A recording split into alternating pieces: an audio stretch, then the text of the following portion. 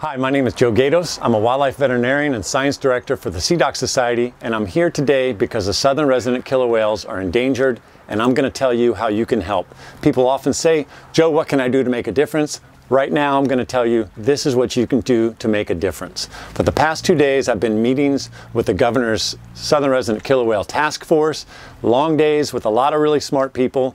Everybody's a little bit tired today. I apologize, I didn't even shave. My hair is probably a mess, but I want you to know that we're coming out with some new draft recommendations, and we have some expectations from you, the public, to help us out.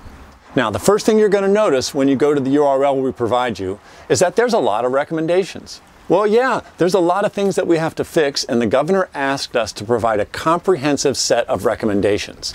And these recommendations are not just things that we thought, they sound pretty good. These are science-based recommendations. That's our job at SeaDoc Society, is to help ensure that science is used in making policy.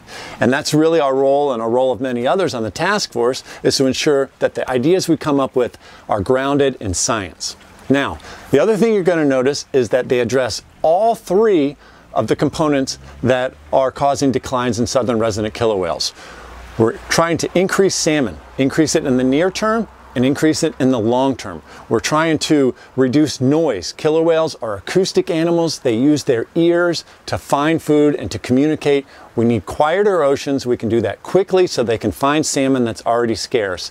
And third, we need to address the contaminants, not just in the southern residents, but also contaminants that are killing Chinook salmon and contaminants that are killing the fish that Chinook salmon eat. After you've reviewed these draft recommendations and provided us with your comments, get on the phone and call your state representative and call your state senator and tell them that you support southern resident killer whale recovery. We're asking for a lot of money to do this. This is a heavy lift for all of them, and they need to hear from you that you support it. Now, if you're a person that doesn't even like killer whales, and I've never met somebody like that, I want you to know that what we're proposing is also good for salmon. It's also good for the ecosystem, and it's also good for us as humans who live in this ecosystem. Having a healthy ecosystem is good for wildlife. It's good for all of us.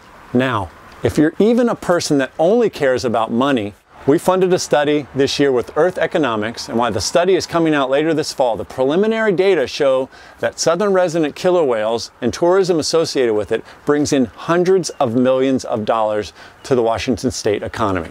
It's good for killer whales, it's good for salmon, it's good for people, it's good for our health, and it's good for our economy. So please, people ask all the time, Joe, what can I do to make a difference? I'm giving you 2 things you can do. Provide us your comments and your thoughts. We need that. Call your state senator, call your state representative, and tell them that you support southern resident killer whale recovery. Thank you.